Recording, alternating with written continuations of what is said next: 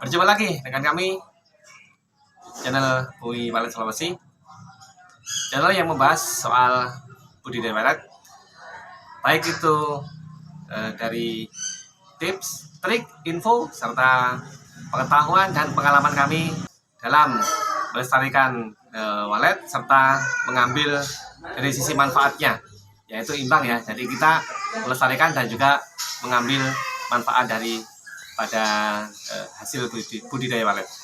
Nah teman-teman semua, pada kesempatan kali ini kita akan membahas soal seluk-beluk ini ya, ruang inap, dimana apapun yang kita usahakan, baik itu dari segi suara, tata ruang, serta bahkan sebelumnya tentang penempatan lokasi, ya banyak tips ya, ujung-ujungnya adalah di ruang inap.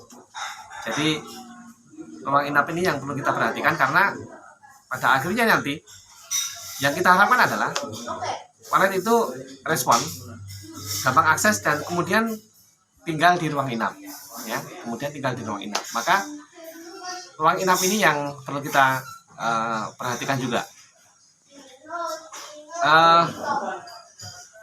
Respon banyak, suara bagus, tapi ruang inap tidak memadai, ini juga akan tidak maksimal nantinya. Nah untuk itu, setelah konten suara yang banyak kami bagikan soal tips bagaimana volumenya, nanti akan instalasinya, kemudian seterusnya ya, kemudian tata ruang, pemilihan tempat, LMB dan seterusnya, ujung-ujungnya adalah ruang inap. Nah sekarang kita bahas apa yang di dalam ruang inap itu yang perlu kita perhatikan. Nah ini menyangkut kebutuhan ya, karena soal ruang inap ini adalah mutlak untuk kebutuhan walet. Ada trik sih memang, cuma trik ini juga untuk mencukupi kebutuhan walet. Apa sih kebutuhan walet? Yaitu tentang suhu dan kelembapan yang stabil di dalam ruang inap. Ini sudah kita bahas beberapa ya di video sebelumnya. Nanti beberapa pilihan tentang suhu dan kelembapan nanti akan kita berikan di link deskripsi, silahkan simak ya. Kemudian bagaimana penempatan sirip, bagaimana membuat sirip, itu juga ada ya di RPW kami yang kami berikan contohnya pemasangan sirip itu. Silahkan nanti juga disimak ke sana secara adil ya, papan sirip. Nanti silahkan di sana ada, akan dicantumkan di link deskripsi juga nanti. Nah sekarang selanjutnya masalah tata cahaya ya. Cahaya juga sudah ada kami di sana videonya, silahkan nanti disimak juga ke sana. Nah sekarang yang kami bahas itu adalah melanjutkan soal sirip. Nah sirip yang bagus bagaimana? Tentu saja yang beralur ya, yang sudah kami tanyakan itu jaraknya memenuhi standar, dan kemudian ada beberapa hal yang bisa kita lakukan untuk agar walet itu mudah hinggap ataupun menempel di sirip kita. Nah terutama untuk sirip-sirip yang belum beralur atau alur yang minim, itu bisa kita usahakan dengan pancingan ya, pancingan tempat berdiamnya walet nanti, terutama yang walet muda ya, walet muda. Karena yang pastinya banyak menginap di kita adalah walet-walet muda, itu pun yang kita harapkan gitu ya. Ada beberapa cara yang kami sudah tampilkan beberapa sebelumnya ya, untuk pancingan ya, pancingan tempat hinggapnya di sirip itu ada beberapa bahan. Nah ini sudah kami bikinkan tutorialnya juga di video, nanti silakan disimak di deskripsinya. Nah ada beberapa bahan yang bisa dipertimbangkan ya untuk dipasang nantinya. Di antaranya adalah ini ya, ini pancingan sirip ya. Jadi pancingan walet untuk bisa mudah hinggap di sirip.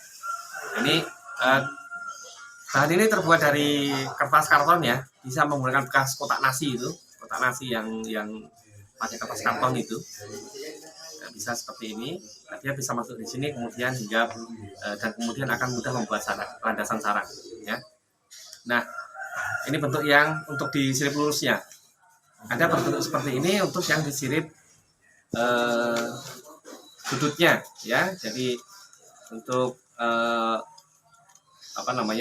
walet itu biasanya kalau yang masih pertama kali menempati gedung kita atau angkatan pertama lah begitu, itu dia akan mencari tempat sudut biasanya. Maka dibikin seperti ini nanti supaya sarangnya tidak terlalu tidak terlalu ini ya, tidak terlalu menyudut atau terlalu kecil. Jadi dibikin seperti ini.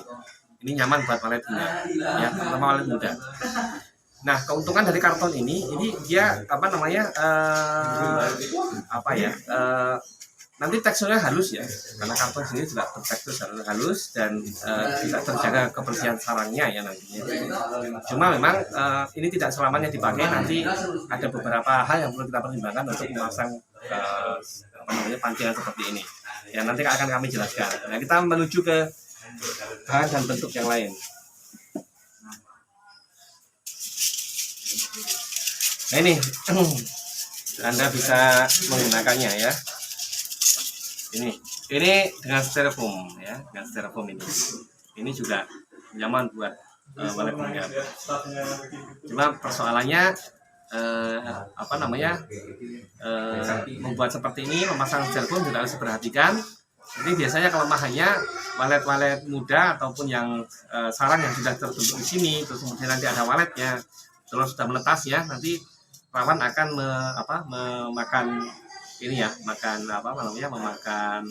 dari styrofoam itu, sehingga styrofoamnya rusak dan waletnya juga gampang mati nanti karena di perutnya biasanya nanti kalau kita perhatikan itu penuh dengan potongan-potongan atau serpihan styrofoam. Jadi nanti ini masih harus di treatment ini sama styrofoam ini. Nanti akan kita bagikan bagaimana cara mentreatmentnya ya. Nah, seperti itu teman-teman. Jadi yang perlu kita perhatikan adalah hal-hal yang memudahkan walet ataupun membuat nyaman di ruang inap kita, itu mutlak kita perhatikan. Jadi penting sekali karena sejauh apapun usaha kita, pasti ruang inap itu yang harus kita usahakan ya, karena dia adalah ibarat organ itu ya, di beberapa referensi sudah banyak dibahas, itu adalah perut ya, perut. Kalau andai kata rumah walet ada organ manusia atau organ makhluk hidup, itu ada perutnya. Maka bagaimana perut ini bisa menampung banyak dan juga nyaman serta baik untuk walet itu. Seperti itu yang bisa kami sampaikan pada kesempatan kali ini. Ikuti terus channel kami Bumi Walet Sulawesi, berikan like apabila Anda mendapatkan manfaatnya, dan pasti bermanfaat. Sampai ketemu di tayangan berikutnya, dan jangan lupa simak juga di video-video kami yang sudah tayang karena banyak mengandung informasi pengetahuan di sana. Maju terus petani pelestari walet dimanapun Anda berada. Lestari alamku, lestari waletku. Terima kasih.